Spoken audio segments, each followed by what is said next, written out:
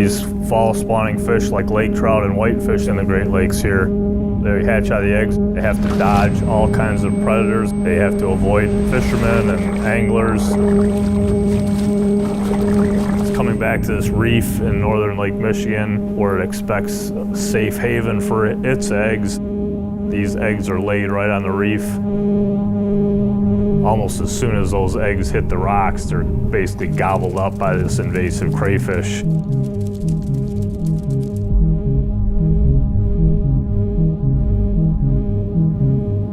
Rusty crayfish is an invasive crayfish in the Great Lakes. It's native to just a small part of the Ohio River Valley. Outside of its native habitat, it outcompetes a lot of our native crayfish, and they tolerate really high densities. And so that's the problem for us, is they're in these really high densities on these spawning reef habitats that are so important to so many of our fish. Generally, the focus for aquatic invasive species is prevention, to prevent them from establishing the first time. Because once they invade, it's very hard to figure out how to deal with them.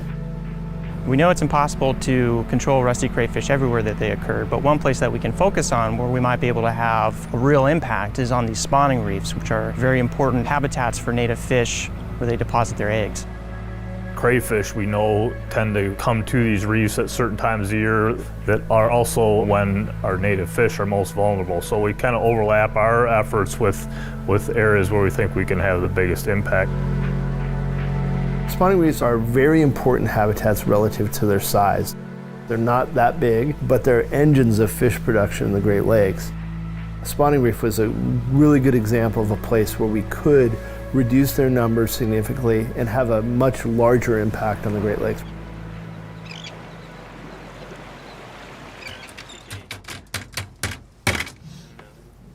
We put out several hundred traps in a relatively small area of reef, but combining those traps with a system of barriers to keep new crayfish from invading the reef as we're doing the trapping operations, and then use some experiments and different tools that we have to test whether we were actually able to have an effect on survival of native fish or not. What was that female glare? 31.24. Controlling rusty crayfish on these spawning reefs, we think, can be done if we can control them at the right time, the right places. We can increase fish production and really have benefits for the Great Lakes. It's pretty amazing just how many of them are down there. It really drives home how big of an impact that they can have to these native fish. Throughout the year, their activity level is relatively low. It's only during that spawning event where they become extremely active. You know, mid-fall, late fall, that's our chance to catch them. But then it's also the time of the year where the weather on the Great Lakes system is probably at its worst. So we're dealing with cold, we're dealing with strong winds. Those are difficult times to go out and to work on the lakes. You know what November's like, the gales of November in the Great Lakes. It's a tough time to be out there working.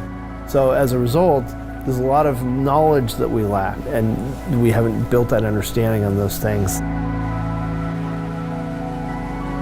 If we don't do this kind of work, we basically throw up our hands and say, we can't control aquatic invasive species because we don't know how. We need to answer these questions, and we need to figure out how to conserve our ecosystems and conserve the Great Lakes. It's our responsibility to understand these systems and manage them for people who are here today and who are going to be coming in the future.